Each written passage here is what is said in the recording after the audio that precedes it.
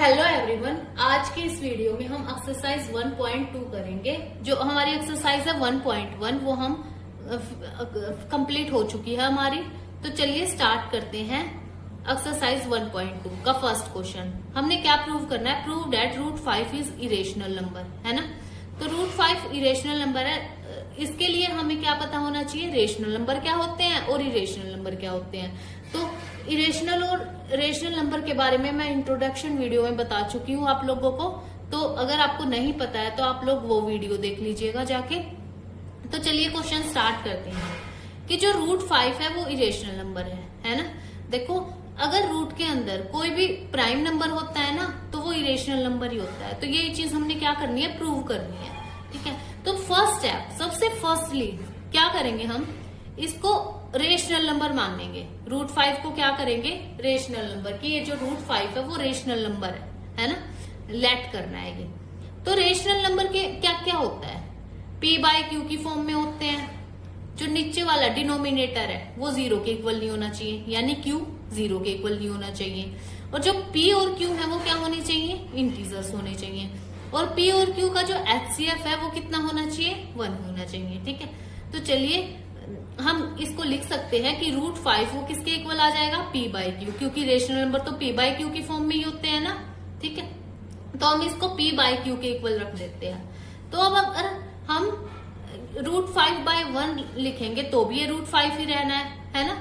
तो हम इसको ऐसे लिख सकते हैं। फिर इसका क्या कर देंगे? क्रॉस मल्टीप्लीकेशन कर देंगे। रूट 5 का क्यू के साथ और पी का किसके साथ करना है? हमने 1 के साथ करना है ना। तो कर दो। P इज इक्वल टू कितना हो जाएगा? रूट 5 क्यू हो जाएगा। अब क्या करना है? हमने स्क्वेयरिंग कर देना है बोथ साइड, ठीक है। स्क्वेयरिंग करेंगे, P का स्क्वेयर करेंगे तो P स्क्वेयर हो जाएगा, है ना। और रूट 5 क्यू का करेंगे, रूट 5 क्यू का अगर स्क्वेयरिंग करते हैं तो देखो रूट 5 का स्क्वेयर कितना हो जाएगा? रूट 5 का स्क्वेयर और क्यू का भी स्क्वेयर। तो रूट 5 का स्क्वेयर कितना हो जाएगा? रूट से स्क्वेयर कैंसिल, 5 क्यू स्क्वेयर हो जाएगा। तो हमने ये लिख दिया 5 क्यू स्क्वेयर, दोनों साइड स्क्वेयरिंग करने के बाद, ठीक है। तो इसको हम ले लेंगे कि हमारे पास में फर्स्ट इक्वेशन है। अब देखो, जो पी स्क्वेयर है वो डिविजिबल है 5 से, तभी तो ये इसके इक्वल में है ना।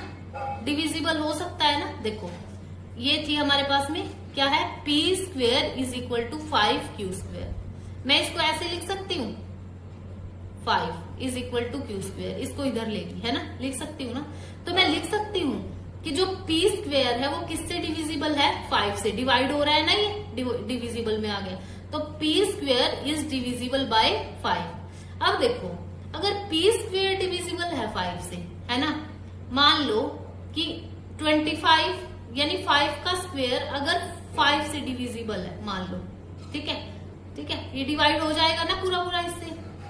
5 इंटू 5 2 टाइम्स इंटू 5, तो 5 से 5 हो गया डिविजिबल, है ना। ये डिविजिबल हो गया। तो जो हमारे पास में 5 है, यानी 5 का स्क्वेयर अगर डिविजिबल है तो 5 भी डिविजिबल हो जाएगा 5 से पूरा पूरा, है ना। तो यही बात इसमें लिखी है कि पी स्क्वेयर अगर डिविजिबल है 5 से तो P is also divisible 5 by 5। तो P भी क्या होगा? डिविजिबल हो गया 5 से, ठीक है। अब नेक्स्ट क्या करेंगे हम? इतना आया समझ, है ना, कि पी स्क्वेयर 5 से डिविजिबल है तो P भी डिविजिबल हो गया 5 से, ठीक है। तो लेट, अब क्या करना है हमने नेक्स्ट स्टेप में? हमने जो P आया है ना, P डिविजिबल मानना था, उसको कोई भी ले लो, R ले लेते हैं हम, PQR, है ना। तो 5R के इक्वल मान लेते हैं। ये लेट करके चलना है, ठीक है। फिर क्या करेंगे? इन दोनों का स्क्वेयर कर देंगे, स्क्वेयरिंग बोथ साइड, है ना। तो P का स्क्वेयर करेंगे तो P स्क्वेयर इक्वल टू 5 का स्क्वेयर करेंगे तो क्या हो जाएगा? 25। R का स्क्वेयर करेंगे तो R स्क्वेयर। तो ये हमने क्या कर दिया? स्क्वेयरिंग कर दिया बोथ साइड, ठीक है। तो इसको हमने मान लिया सेकेंड इक्वेशन, ठीक है। अब क्या करेंगे? Put the value of P square in equation second. जो सेकेंड P स्क्वेयर की जो वैल्यू है ना फर्स्ट इक्वेशन में, वो सेकेंड में पुट कर देंगे। तो देखो सेकेंड इक्वेशन क्या है? P square is equal to 25R square. ये सेकेंड इक्वेशन, ठीक है। इसमें किसकी वैल्यू पुट करनी? P स्क्वेयर की। फर्स्ट इक्वेशन में है जो ये वाली, है ना। तो P स्क्वेयर किसके इक्वल है? P स्क्वेयर है 5Q स्क्वेयर। तो पी स्क्वेयर की जगह लिख दिया हमने 5q² is equal to 25r², है ना। ये आ गया हमारे पास। अब क्या होएगा, अब देखो ये आ गया 5q² is equal to 25r², है ना। अब देखो ये 5q² के साथ किस में है, मल्टीप्लाई में है, उधर जाके किस में हो जाएगा, डिवाइड में हो जाएगा, तो डिवाइड में ले आए। बस कुछ नहीं करना, इसको 5 को डिवाइड में लेके आए, तो 5 5 जा 25, तो q² किसके इक्वल हो गया, 5r² के इक्वल हो गया, है ना। तो देखो अब यहाँ मैंने बताया था, यहाँ भी वैसे ही यहाँ देखेंगे कि q² किसका डिविजिबल है, किससे डिविजिबल है, 5 से डिविजिबल है, तो q भी क्या होएगा, डिविजिबल होएगा 5 से, है ना।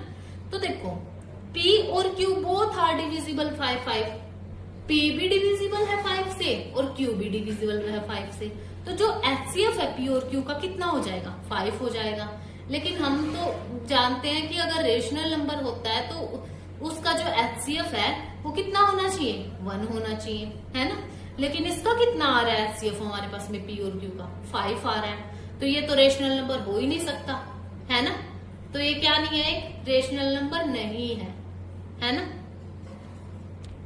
तो हमने तो ये सपोज करा था, लेट करा था ना स्टार्टिंग में कि √5 रेशनल नंबर है, लेकिन इसका तो HCF 5 आ रहा है, तो ये तो रेशनल नंबर हो ही नहीं सकता।